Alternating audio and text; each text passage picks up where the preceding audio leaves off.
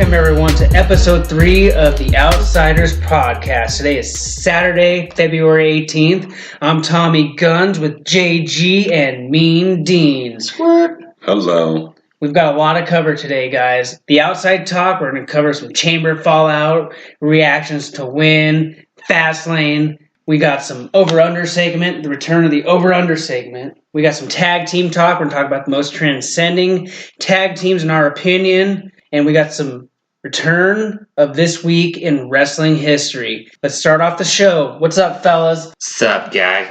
What's up, brother? How you been? Oh, not too bad. Just awesome week of wrestling. Yeah, it was. Pretty darn good, man. Can't complain. It was. Did you guys happen to catch Elimination Chamber? Absolutely. Yeah, of course.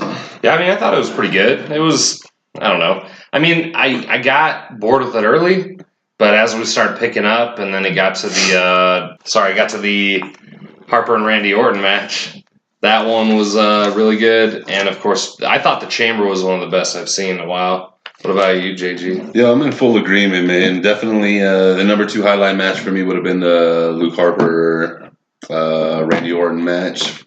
Phenomenal, man. Once again, Randy shows why he's a top dog, and Luke just keeps impressing. And then the Chamber, man, I mean, could I be any more happy? Bray won it. Like, let's go. You've been a Bray guy since day one. Oh, since day one, man. It's just something about that character, man. I'm definitely a Firefly all the way about it. What was his name in NXT? Husky Harris. Yeah, Husky Harris. Yeah, man. Because if you remember right, it was like the first Monday Night Raw that Bray Wyatt showed up. Yeah, remember? You have people yelling, Husky Harris. That's right. You're right. And then I still think of him as his dad is IRS. Oh, yeah. And I'm like, it's crazy. And then you got his brother who will remain nameless. Real quick, before we go, guys. Did you guys watch, was it Monday or Tuesday?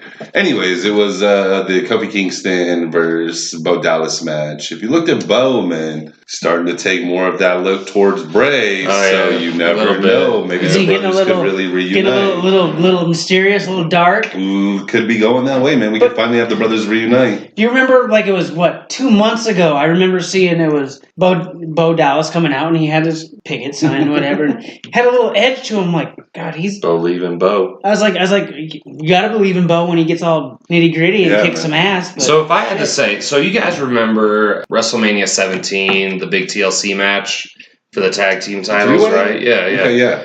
So you remember how it got started off right away. I mean, it was quick. Bang, it was like, as soon as they got in, it was a big fight and people were falling off ladders right away. That's how I kind of felt the start of Elimination Chamber match win. Like, it was right off the bat. They start fighting. They start climbing up the cage. They start doing all this stuff, and that was exciting to me. In no way can you compare it to TLC WrestleMania 2017, but it was exciting to see it start that way, and I don't know why WWE refrains from that. But when those get started off and they're quick, I mean, that's what TNA was built on, was the X Division. Those matches were so quick and fast-paced that you had to pay attention. You had to. Do you feel like sometimes, if you start off a match quick, you got to keep it going that same momentum the whole time? You know what I'm saying? You start off a match quick with me, I want to see it going. But that's why momentum. That's why you hit those. That's what Elimination Chamber matches here did right. They got started off quick, but when they had to hit the moment where they had to lull out a little bit. They definitely hit that moment to allow the people to process it. But man, the new Chamber looks awesome, dude. Oh yeah, man. And it looks awesome. It's with the glass on the side and the big WWE logo on the top, and it's perfect for guys like AJ Styles. I mean, I was even shocked to see Cena fall off where the cage was at. Oh man, absolutely. The Golden Boy. Yeah, Golden Boy, man. I mean, I definitely got to give credit to that man.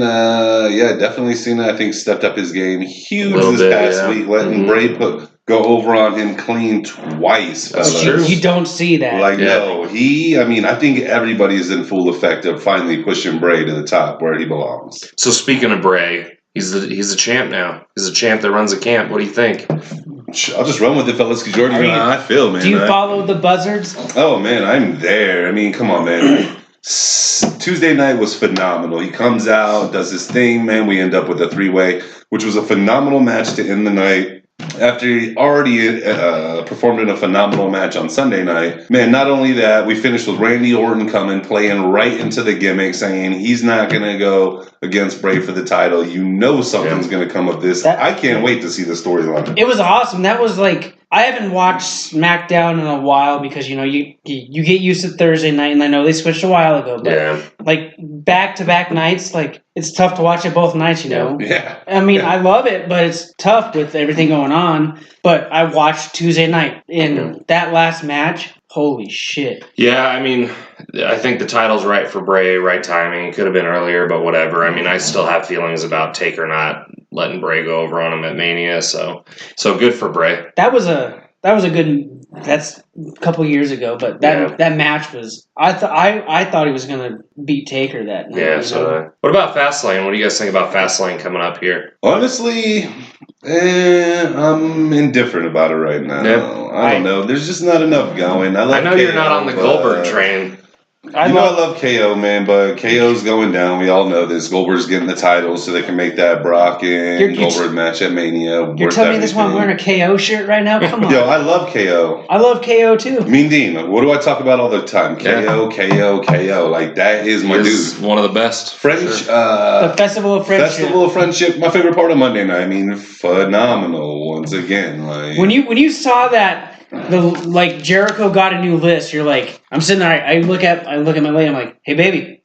I was like, something's gonna happen. Yeah. And then you look, you see KO. You're like, oh shit. Yeah, that was incredible. Honestly, that again, they did it right with the Elimination Chamber match, and they did that turn right, and they did it at the right time because everybody expected Jericho to shut KO down maybe at Fastlane to go over on, or for Goldberg to go over on KO, but this is right timing for me, and it was perfectly done. It was, because you're sitting there, you're like, because a couple of weeks ago I was listening, Jericho does a podcast, shout out to Jericho, got to say that I listened to that, they had Kevin Owens on, so you're like, oh, everything's good, and then you start seeing dissension, then all of a sudden on Monday, the Festival of Friendship. Yep. And when you see KO walk out, you're like, something's gonna happen. You couldn't stop watching. Yeah. You had to wait. And what was up with Triple H and KO meeting in silence right before that? So what I read, and of course this is all Mark bullshit, dirt sheet stuff. You're marking out, but it seems to be that there's going to be some sort of heel stable starting soon. Who's going to be in that heel stable? That's what I've heard, the exact same thing. So I was listening to my boy, shout out once again, JD from JD in NY 206. Shout out, because I got to start listening to him. So I mean, yeah, this man's on point with this stuff. I mean, he was on top of Bray getting the title, and I know he gets his information from other sources, but he's a reliable source to get that second feed. But I'm listening to him today, and he's talking about Triple H might be doing Evolution 2.0. It's looking like it's going to be KO, Triple H running the head, acting the Ric Flair, KO being young Triple H. Right. And then your studs, one of them, obviously, is going to be Samoa Joe. Right. But there's rumors about who the other one may be, and if they really go this way, I think it will set everything phenomenal for the future. And please tell me it's Finn Balor. That's who the fourth person's going to be. Oh, man. Please, that would be dope. Like, would it be the Demon King? Like, you know, which Finn Balor? The Demon King is almost babyface, isn't he? Yeah, Demon King's too babyface for me. It would have to be, I think, a Finn Balor we really haven't seen before, just something new and fresh. So? Like, he comes out dark, like people cheer, but like even like Undertaker when he was, he's the anti-hero. He was still a babyface, you know. He's definitely an anti-hero. So do you think that this title is right for Goldberg, assuming the inevitable that KO's going to drop it at Fastlane? I'm a Goldberg fan from back in the day. Sure. But honestly, I think it's kind of a sign of disrespect for the other people. I honestly don't think it would be right, because he's going to hold it for a month, and then when he's done, he's going to be gone. So you think of the names that have held belts that shouldn't have held belts. David Arquette's obviously the top of there, right? But that was all WCW shit. Yeah, I mean, that was Vince Russo shit. Yeah, but when you really think about it, the one guy. Okay, so Brock comes back after basically saying "fuck you" to WWE. He's a multi-contract, multi-title guy already. Well, Angle's coming back, but we don't know what's going to happen with that. I don't think it's wrong for Goldberg to have the title. It's only wrong if he keeps the title after Mania. He should lose to Brock, and Brock should be the champion. For me, guys, I mean, it's real simple. I felt about Goldberg, not the hugest fan, never been. Was always a Goldberg hater. Really wished Bret Hart would have won that title back in WCW days. He got his head kicked. Yeah, but you've been hating on him too because of the shortness of his time out there. Yeah, I called it a Survivor Series, man. You were with me, as I said. It's gonna be a 2-minute match. And sure enough. Well, that's gonna be the same thing at WrestleMania, though, too. I understand the build-up, but no, I think Mania, I think it's perfect for Brock, not for Goldberg. So I think, yes, Goldberg has to get it there just to give it that big fight feel, the big money feel. Je ne sais quoi we need for it. Yeah, but I would rather see. I mean, don't get me wrong. I love Goldberg too,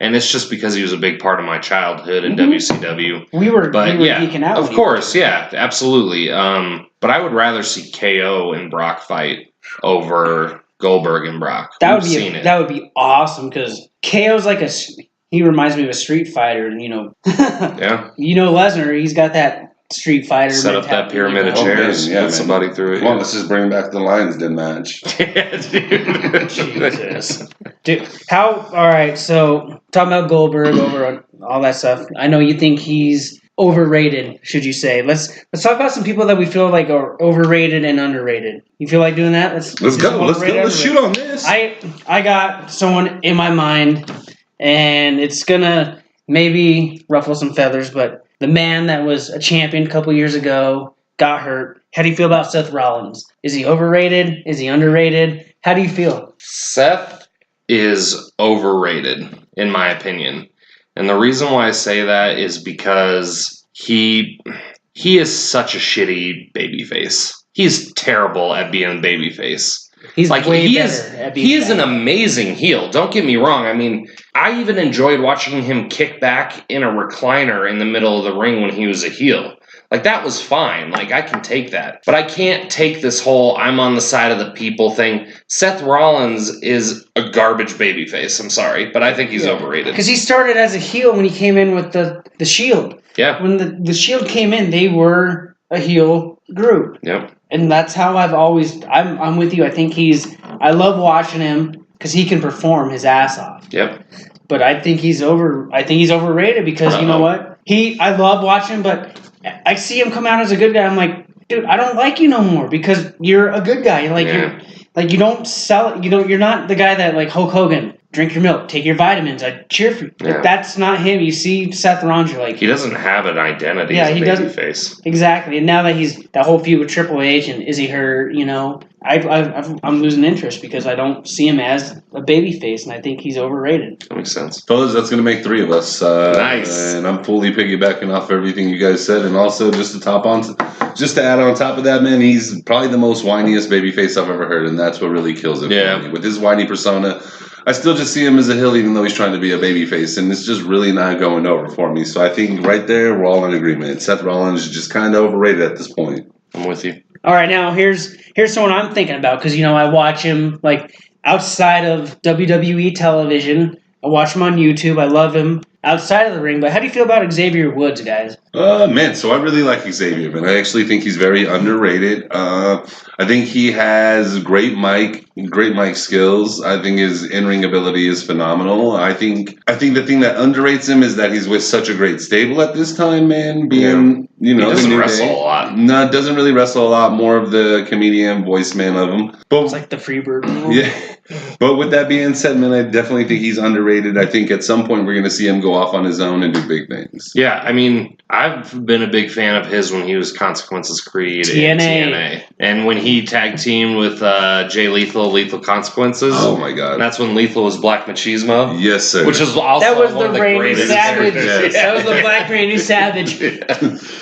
Yeah, so Consequences Creed, definitely, he got me on board at that point. And when he came on as Xavier Woods, I didn't like his disco persona or his funk persona because you had, what's his fat ass name? What's that dude's name? Brutus Clay. Brodus Clay. Brodus Clay with the, like I said a couple of weeks ago, in the Funk to Death. Yeah, Funk to Death. Yeah. Yeah, I mean, I thought that was garbage. I thought Xavier Wood's first persona was garbage. It's gotten better, but I wish he'd wrestle more because he's super talented in the ring. So he's under for me. He's super underrated for me because if you think about it, he is the guy that got the New Day together. He would come out and he would talk to Big E and Kofi, and he was the guy that got them together, and they started as a heel group. You wouldn't say New Day rocks, you would say New Day sucks. Yeah. Black History Month. Yep. Yeah, that's what it was. Like they started out as the black church, like That's right. Yeah, I totally spaced it. They did come out like they were. I remember that? I thought Vince McMahon fell off his fucking rocker at that point. I'm like, are you serious? This is never gonna work. Man, but it did. Longest tag team champions ever. He brought together the New Day, and now he has Frangelica, trumpet, oh my God, whatever. And you don't when you see him wrestle, it's a treat because he's fucking awesome. Yeah. What do you guys think about Christopher Daniels? Oh man, I'll lead off again with this one, fellas. Hugely underrated to me. I think the Fallen Angel is phenomenal. Little inside story. I got a buddy. Shout out to my buddy Josh Michaels. He wrestles in the independent circuit. He actually had a match with Christopher Daniels back in the day, and you can definitely check that out on YouTube, Facebook, definitely a lot of different places you can find that. Just look up Josh Michaels. But my buddy said he met Christopher Daniels right off the point. And at this time, my buddy was running his own program, and Christopher Daniels just kept telling my buddy that, no, man, we're going to put you over in this match. Overall, my buddy was like, no, you know what? I got this. You're going to go over. Phenomenal match, man. I think Christopher Daniels can work with anybody, do anything you need, has the mic skills that you need. I just think he's always underutilized. Yeah. Well, I'm gonna go off. I think he's awesome worker. Like it's hard to say because like it's tough to watch TNA as much as I wanted to. But I remember seeing him mainly with like Frankie Kazarian, you know, and awesome, you know. Yeah, great tag team. Aren't they still doing a tag team? Ring of Honor. So they're still doing it. Yeah. So I feel he should be in WWE. Yeah. So I feel he's underrated because, like, imagine this. Like, say, down the road, AJ and Christopher Daniels as a tag team. That'd be great. They've done that before. That'd be awesome. Yeah. How fucking cool would that be to see on a big stage? Actually, just watched that on YouTube. It was LAX versus Christopher Daniels and AJ Styles for the title at Bound for Glory. I mean, LAX. Christopher Daniels. From what I read a story about Christopher Daniels. Back when they were doing the storyline that there was a greater power in WWE and it was Stone Cold versus The Undertaker and all that stuff. I read that too. It was supposed to be Christopher Daniels as the higher power, which just goes to show you, like, he was already set up for something really big early. Yeah. And he cemented everything in TNA for me. I mean, he's a risk taker. I specifically told my son to watch for something called the BME, which is the best moonsault ever, which is amazing. Yeah. It is the best moonsault ever. It is. It's the best. So, yeah, he's definitely under for me. Before we go on, man, Josh, you always talk about this, man. What about Christopher Daniels and Mr. Skipper himself? Oh, yeah. They were tag team. Oh, man, that was so good. One of the greatest things I've ever seen in professional wrestling was Helix Skipper walking the cage and doing the Hurricane Rana. I can't even get over it. Like, I still, to this day, if I watch it again... Do you fanboy out and go to YouTube and watch it? Yeah, all the time. I'll watch it 5-10 times, and I'll just get super hyped up about it. You'll try it, like, against your stuffed animals in the front room? Shit, come on, man. All right, fellas. So this next one, I'm going to take it back old school with this one. Over under. Disco Inferno. Let me... Underrated. Completely underrated. Oh, God! I dug it. I was like, what, 12 years old? How do we agree on everything except for this one? Watching that motherfucker, dude. I don't know why, but underrated. Like, dude is smart. I hear him. Like, I listen to some of it. Like, I hear him on podcasts now. Like, he knew his shit. He just didn't have that look. So if he would have had a look about him, he would have been top. In my opinion. You can laugh all you want, but... Come on now. That 70s gimmick he had was fucking badass. It was terrible. Okay. JG, what do you think, man, before I get on my soapbox? Let me go ahead and refocus and reassess myself here. That was awesome. I thought it was underrated. I'm sorry. I'm a little indifferent. I feel that in his singles career, he's a little overrated. In his tag career with, Das Wonder Kid, Oh God. I feel they were one of the most underrated tag teams ever. But as far as a singles wrestler, I don't know. Glenn Gilberti is just kind of overrated to me. The thing I will give him a credit about is when TNA was doing their things right, he was actually working backstage for him. So I mean, guess that was his calling. That's fine. That's why I said he's got a mind for wrestling, but I'm also looking at on stage too. That's fine. That makes sense. Disco Inferno fucking sucked, dude. I'm just gonna be honest with you. Like, he only got better when he was rolling with Conan and saying "I" every 2 words. So you didn't like the John wearing Travolta the Shaq jersey from the Lakers. I hated Disco Inferno. I changed. Okay, first of all, I have to say this. I was a WWE guy during the Attitude Era, and I was a WCW guy. And I was not a WCW guy, but I would change channels back and forth. And every time Disco came up, I would change the channel right back. I respect you, Tommy Guns, but I hated Disco Inferno more than I hated heel Chris Jericho, which now I love because... How can you hate heel Chris Jericho? No, now it's great. It's great. Anytime, how could you hate heel Chris Jericho? If I look back at what I loved, like I was like, okay, so I hated Chris Jericho, but it was because he was a really good heel. I hated Disco Inferno because Disco Inferno sucked dick. That's why. So was it the John Travolta 70s gimmick that got It was the gimmick. He didn't even pull off the gimmick. That's what sucked about it. What do you guys think about Conan? Let's change the subject. What do you guys think about Conan? All right, let me ask you this. Conan pre-NWO or Conan... Any time of Conan. You could go over on pre and under on NWO. See, that's where before NWO, underrated because he was fucking awesome. Like, you would love to watch... Like the Mexican luchadors, the wrestlers. Yeah. He got with the NWO, and it was just another person in the NWO. You know what I mean? Yeah. That's my feeling. So yeah, I didn't feel he belonged in the NWO. So I felt like they kind of gave him an overrated. Maybe the LWO. So for me, I think he's severely underrated. Man, I absolutely love Conan, guys.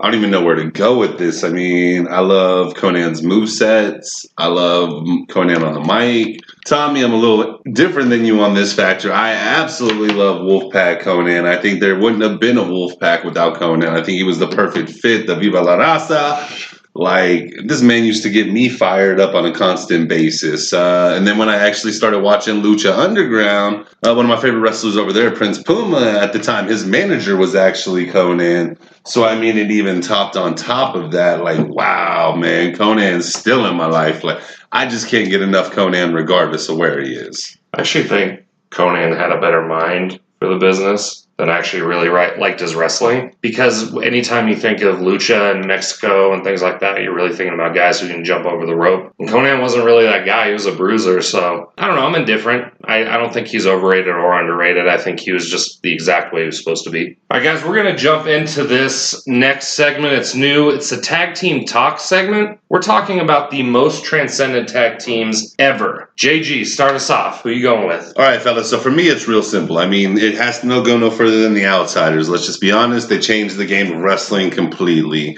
Let's think about the very, very first night of the invasion when you see Scott Hall come on. Yeah. Boom. He sets it up. What'd you want to do next week? Tune in so you could see who the second guy was. You tune in. Oh my God, it's Kevin Nash. Well, at that time, you're like, oh my God, it's Diesel. Like, so far they got Razor Ramon, Diesel, aka Scott Hall, Kevin Nash, and then doesn't stop there. These boys at Bash at the Beach, all you want to know is who's the third partner. Then it comes out Hogan, man. Like, yeah, that was insane. Mind absolutely blown. If it wasn't for them making that transition, would wrestling really be? Would we be as intrigued as we still are today in wrestling as we truly are? I mean, that made Vince, who, let's just be honest, he's the god of wrestling. It's that simple. I mean, he calls it entertaining. Yeah, I call it fantastic. Yeah.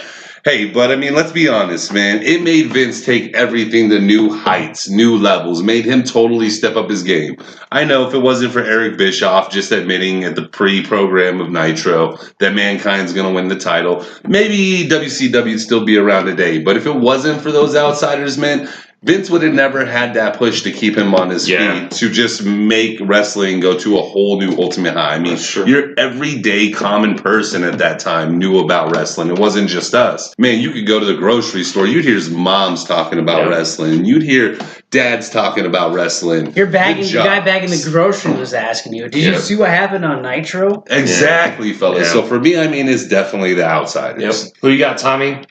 I got the New Age Outlaws. Good one too. I was a big fan of Road Dogg. Oh, you didn't know? You hear that to this day. What do you say? Yo ass better call somebody. You know that. So they've done it for me. And for me, like I say the New Age Outlaws because right now I see a lot of the Road Dogg in Enzo Amore. Just the way he comes out, like you hear the beginning of the song and you see him come out. You know Enzo's on the mic. And you know the you didn't know is taken over by Enzo. Yep. I am a certified G and a bona fide stud. And you can't teach that. Sounded Swedish I got bit. Well, you know who I am. I got my 2-year-old cousin doing that.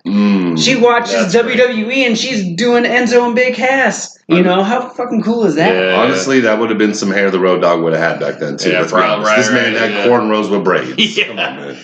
Come on now, you wouldn't do that? I would. I would look horrible with it. I would get my ass kicked for that, so I couldn't do it. So I'm going to roll with the Dudley Boys. I know that, our fans are going to say, well, what about LOD and what about Harlem Heat and what about Stein and all this stuff? That's great, but you have to understand, the Dudley Boys won titles in ECW, they won it in WWE or WWF, then they won New Japan, then they won TNA, then they won NWA tag team titles. These guys have held a title every single place they've been in, and they're 22, 23-time tag team champions? Yeah. Their individual careers didn't really pan out well, and Bubba Ray did a Bully Ray thing in TNA, which was alright. It wasn't... And the Aces and Eights. Yeah, it wasn't something you could really jump on entirely, but it was still decent. And you also have to consider the guys they worked with, Edge and Christian, the Hardys, for people who have been... I mean, you're talking about major matches, like insane matches, and all the titles to boot. Everywhere they go, it's the Dudleys for me. Yeah, man, I can TLC respect that. match, I have no complaints whatsoever. I mean, for me personally, they're phenomenal. Let's be honest. We wouldn't know about what's up if it wasn't for Devon on the top turnbuckle. How can you, he put an 80-year-old woman through a table and you still don't get mad at him? No, what the not fuck? at all. Someone puts my grandma through a table, rest in peace, I'm going to be pissed off. Yeah, well, but he did it, and you're like... One of the best tag finishers there is. Let's be honest. 3D? The 3D, come on, man. It's dope, yeah. It's a freaking diamond cutter. Well, then you got people that are trying to copy. You got Anderson and Gallows. They do a rendition of it. Like, if you watch it, it's a rendition of that move. Yeah. So... They're transcending because you got people copying. Imitation is the best form of flattery. So you got it. So this week in wrestling history, 1997, Shawn Michaels loses his smile. Oh, boo-hoo. You're a big Shawn Michaels fan. I am a Shawn Michaels guy, but that part, I'm just like... You got roses, too? I mean, you everybody lost your cried. Smile? You lost your Manhattan smile. Center, yeah. We've all lost our smile. It happens. What was the real reason why he left? Was it the injury? He was injured. Well, he was popping pills at that point too. Yeah, right? Yeah, he was. Yeah, he was. you could tell his eyes were fucked. He was done. Yeah. He had, as Stone Cold says, he had some gimmicks in him. Yeah, I he was gimmicked up. Great. Yeah, it's at the time when you're a kid and you see a guy at the top who's giving up the belt and crying and shit. It's like you feel for him. Looking back, Sean, sorry, dude, you were kind of a bitch at that moment. And I know you said it doesn't matter if it's unpopular, but your mom said that you lost your smile and all that stuff. But whatever, dude. Figure it out. I don't. See, and I love Just tell Shawn him like Michaels, you told Bret Hart, man. Don't be a bitch. Don't be a bitch. Come on now. He lost his smile, but that was like he was done. But when he came back, shit was popping. Yeah, he was fired for sure. I think that's the break that he needed, but it still is come on, dude, you lost your smile. All right, another one in this week's history. The very first In Your House pay-per-view. Oh man, I'm gonna steal this one right off the bat, man. So Yeah. for me, this is huge, man. I remember waking up the morning in your house, and obviously I'm a young child. I'm not really making money on my own, so you got to do things to earn that money in the house. I'd always ask my mom, like, Mom, what do you need me to do around the house? I just want to make some money so I can get this in your house. 20, 30 bucks. No biggie, man. I would clean the house, clean her car. There's my money made. Boom. Was it money well spent? Yes, it was, sir. Wasn't that the Sid versus Diesel? Yep. It was a pretty weak match, but I mean, for two big guys, it wasn't too bad. Not at all, man. I mean, for me, it was the Brett versus Hakushi. There you go. That was those were phenomenal times, man. Him and Brett had about 3-4 different matches together. That was one of the very first ones between them, man. I think Mr. Fuji at the time was actually Hakushi. That's the guy I was like, wasn't that Mr. Fuji? Yeah, man. He was his manager. I mean, God, it just played so well, man. It just gave you that feel, of, hey, just representing your nation. I know Brett's Canadian, but at that time was really anybody putting him in the Canadian aspect? No, everybody was just like, hey, that's Bret Hart. He's going against... Yeah, it's Brett versus the world, literally. Yeah, exactly. I liked how Todd Pettengill had the huge mullet, and then right on the front stage, he calls like, "Hey, are you watching the pay-per-view? You just won the house!" The guy, you could tell he was redneck. He was from the deep south. For sure, so, yeah. It felt like a radio phone. And yeah. All right, everybody, that is it for us, the Outsiders. I'm Mean Dean for JG and Tom E. Guns. Have a good one. Out. Take it easy.